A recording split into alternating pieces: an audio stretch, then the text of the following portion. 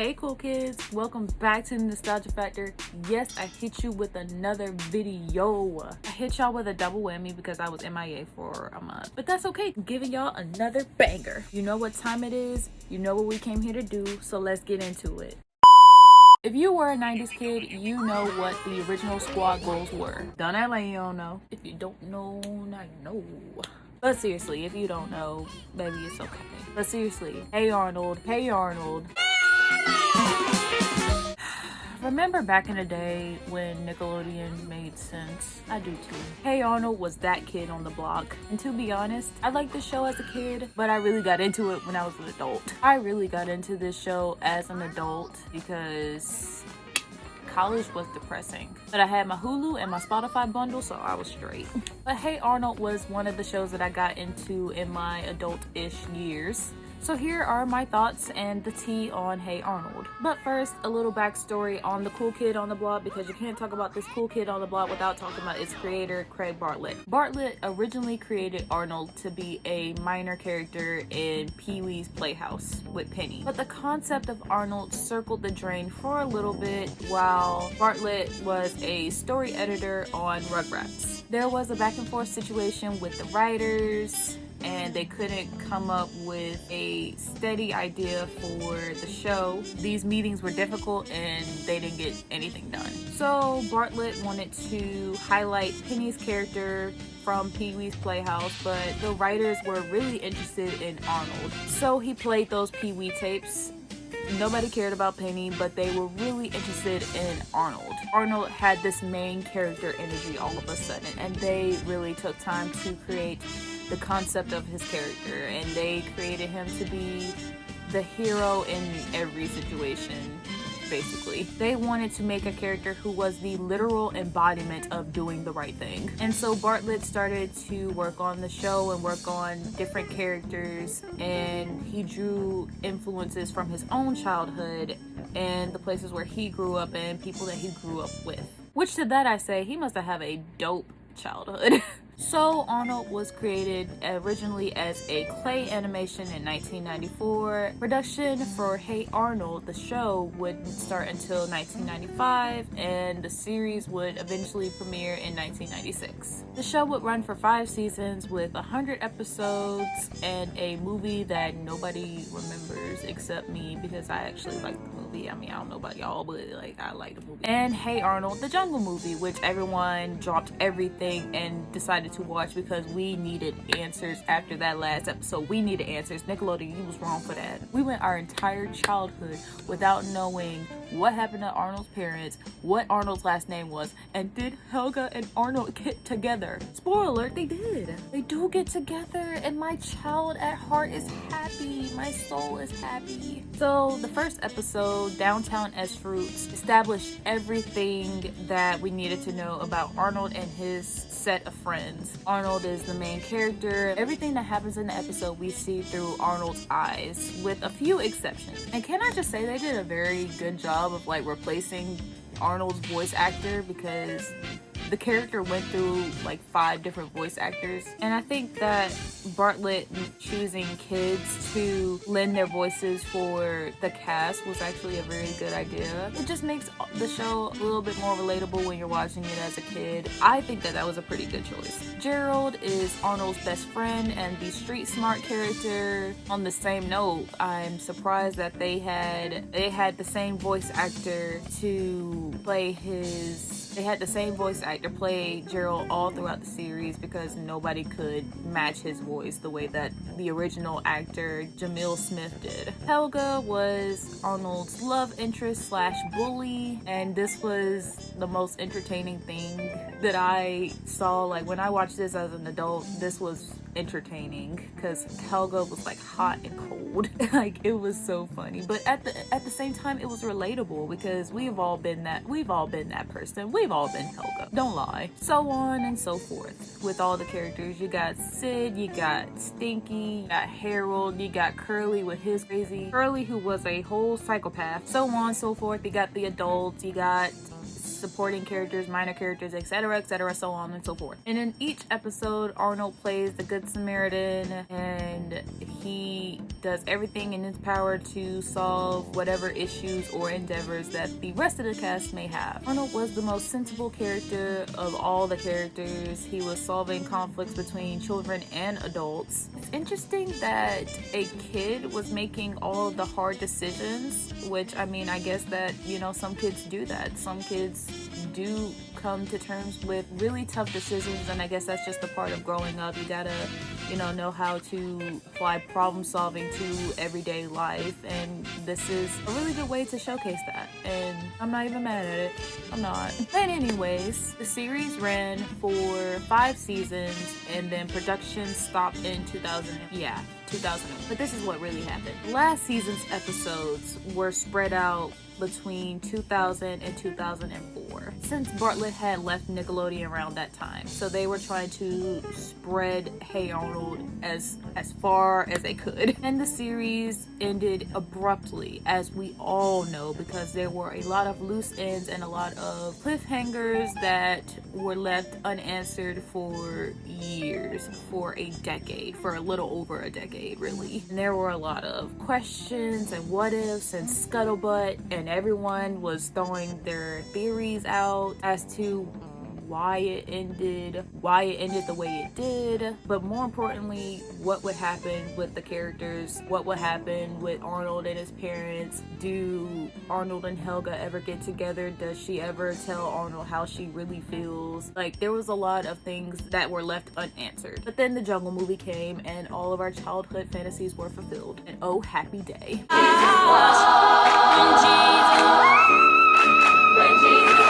This is just a side note, and I know that I'm going off topic, but did y'all know that there was going to be a possible reboot for Hey Arnold? I didn't know that either, y'all. But there was a possible Hey Arnold reboot brewing. But there was a condition. The Rugrats reboot had to be a success. The Rugrats reboot had to be a success. And it's looking like a no for me, sis. But if y'all want me to do a video on that, just hit that like button. Just hit that like button. You know you want to. But Nickelodeon, whoever is coming up with these ideas for reboots, you need to fire them. Because no ma'am, this is unacceptable. What are y'all doing? Why are y'all ruining our childhood? Get to the back. But there's just something about watching Hey Arnold as an adult that I love. It just hits different. There's something about watching Hey Arnold as an adult that just hits different, because you get all the things you didn't get before. Things make sense the way they didn't make sense while we were kids. We didn't really grasp hardcore topics that Hey Arnold talked about. I mean, we knew that they were serious episodes, but we didn't know why they were serious. But like, it hits different, and it hits right in the throat. You don't know how to react. You just kind of sit and like really process it. And there were a lot of episodes that were lighthearted and they were funny, and you kind of got a sense of, okay, like, this is make-believe, this is not actually real. But then you have other episodes that were serious, and you're like, oh, well, this really is real. There were a good many of those, and Hey Arnold was known for talking about harder topics from time to time, and they weren't really scared to talk about those topics. There were a few lighthearted episodes that made you feel good, and you know that it wasn't real, and you could just kind of sit and laugh about it. And there were a few ghost stories sprinkled in there. Hey Arnold, what the hell? What in the world? Because like watching those like ghost stories, like when you're trying to sleep, that was pure nightmare fuel. Ghost Bride was one of them, because Ghost Bride had me up all night. Ghost Bride was crazy, y'all. But I'm really talking about the episodes that had serious topics discussed. One of the lighthearted ones was Helga's Makeover, which broke down gender norms. You don't have to necessarily do feminine related things in order to be described or presumed as feminine, as Helga teaches all the girls that we're not going to need an anti-wrinkle mask if we're 9 years old and we're already taller than the boys, so why would we need to wear heels? And it was a really good interesting concept, because the girls in the episode, they were conditioned to think that being girly and wearing masks and wearing high heel shoes and painting nails is what you need to do to be feminine. And while that's not a bad thing, Helga's argument was that it doesn't necessarily have to be the norm. But I love the episode because it tackled gender norms and it really got into what it really means to be feminine. And that wasn't a thing that I really got as a kid, but now that like there's so many things being tossed around in our day and age, like, oh well, if you do this, you're not really feminine, you're a tomboy, you're this, you're that. Let's get back to the basics, people. Miss Perfect was a real tearjerker. Even as a kid, that one kind of shook me up. The premise of that was Helga and the other girls were picking on Lila, bullying her, harassing her really, and then they turn around and find out that her and her dad are struggling because her dad got laid off, and it was a really sad episode. But then they turned around and like actually made her feel welcome, get to see the other side of Lila, and everything is not always as it seems. She might wear a smile on her face, but really her and her dad were struggling. Like that part where he said that he ate the last can of beans and started crying, bro, I was tore up. It was a wrap. But of course you got plenty more. You got Arnold's Christmas, you got Arnold's Christmas, you got Chocolate Boy, you got Wayne Harold, the list goes on and on and on. But nothing, and I mean nothing will top this one episode that got me, and y'all know exactly which one I'm talking about. If you know, you know. Helga on the couch. Y'all, this episode got me in my feels bad. But at the same time, it was a healthy approach to the topic of mental health, and not a lot of cartoons are able to approach that in such a gentle manner. I mean, let's be real, Helga wasn't always our favorite character because of the way that she treated Arnold, but once we saw this episode, we had a lot of empathy and sort of sympathy. Like we never justified her actions because we know her actions aren't okay, but as far as knowing where they come from, now we know where they come from. It only makes her character more complex and not so one-dimensional, because we all just thought that she was a mean girl for no reason, but now that we see what it's like at home, now we know why. So now I have a genuine love for her character, and I can see why she is the way that she is. Not saying that I excuse any of her actions, because her bullying is a problem, and that's not okay. Like, it's not okay to just bully people just because. But now we know that bullies have something going on internally that makes them act out the way that they do. We all know that. Like, it doesn't just come out of nowhere. I mean, sometimes it does, but like in Helga's case, it didn't come from nowhere. So if you don't know the premise of this episode, Helga gets into a fight with Brainy.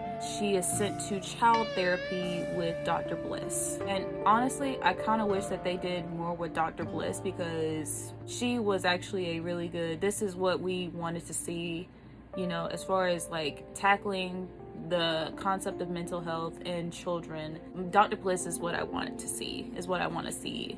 I wish we had more of her. At first, Helga is adamant about not opening up to Dr. Bliss, but with some time and, you know, getting to break down her walls, Dr. Bliss eventually gets Helga to open up and tell her what it's like at home. So we get a couple flashbacks. We get to see that Helga has always been neglected and ignored by her parents. We get to see that Helga is neglected and ignored at home because her older sister Olga gets all the attention from mom and dad, aka Bob and Miriam. Her unbridled affections towards Arnold is because he was the first and only person to ever pay attention to her. Let's really be real. If this wasn't a cartoon, this would have been a CPS case. Like, I'm saying it. I don't care. If this was a real life situation, this would have been a CPS case. Because y'all mean to tell me that y'all 4-year-old kid walked to school in the rain by herself and nobody noticed? And honestly, Bob and Miriam would have deserved it because they were trash parents. I said what I said. Like, even in the movie they were trash because they were only concerned about Olga's well-being, and then they were like, oh, we can't forget Helga. What? I mean, I get that this is a kid's show. I get it. Still, like, it's kind of sickening that there are parents who are like this in real life. So come for me if you want. But it really added depth to Helga's character, provides an explanation as to why she is the way that she is. Because, I mean, even like Big Bob was always like very hard on her and pressuring her to be as perfect as Olga, and always calling her by Olga instead of Helga. Like, they didn't even remember her name. Like, what the world? And Miriam was an alcoholic. I don't care what y'all say, those weren't smoothies. That wasn't a smoothie. Miriam was an alcoholic, because why does she need a smoothie in her hand in every moment? Get out. But like I said, this wasn't an excuse for her bullying, which Dr. Bliss does touch on that. Like, no, you can't sock Brainy, but, you know, as long as you express your feelings and your emotions and you're in a healthy way, it's okay. But don't sock Brainy. Poor Brainy. And I get that, like, she bullies Arnold because she likes him, but let's be real, that is not okay. That's not okay. Like, I don't care. Bullying people, period, is not okay, regardless of where it comes from. Like, it's not okay when a little boy does it to a girl, and it's not okay if a little girl does it to a little boy. I said what I said. That's not okay, and please don't normalize that. But all in all, I think that the real life issues that Hey Arnold touches on was a very nice touch to add, because not a whole lot of cartoons will get serious the way that Hey Arnold did. Hey Arnold wasn't afraid to talk about the hard stuff, because mental health is a sensitive topic to talk about, and you really got to know how to approach it without upsetting anyone. But I will say, as an adult, I hate the fact that Helga's parents were never dealt with as far as their neglect towards Helga, because that was never okay. I don't care. Like, I know that this is a kid's show, and I know that I should take it with a grain of salt, but still, Bob and Miriam needed a fresh fade for how they did my girl. I'm sorry. But all in all, Hey Arnold is a quirky little show. It's pure nostalgia. I liked it then. I love it now. It talked about the minor issues. It talked about the major issues. It talked about everything in between. And there was 100 episodes and a few movies, and everything made sense. And oh, happy day, it was peaches and cream.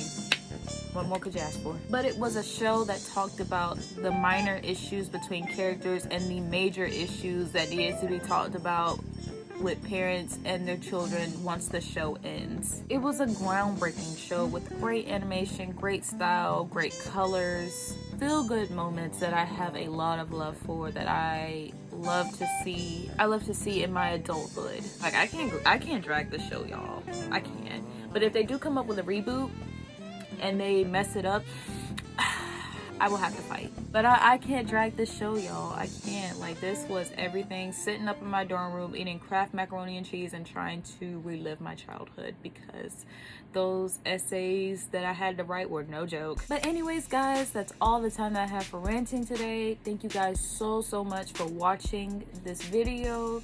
Be sure to give it a big thumbs up, like, comment, and subscribe. Join the cool kids. Follow my Instagram for updates.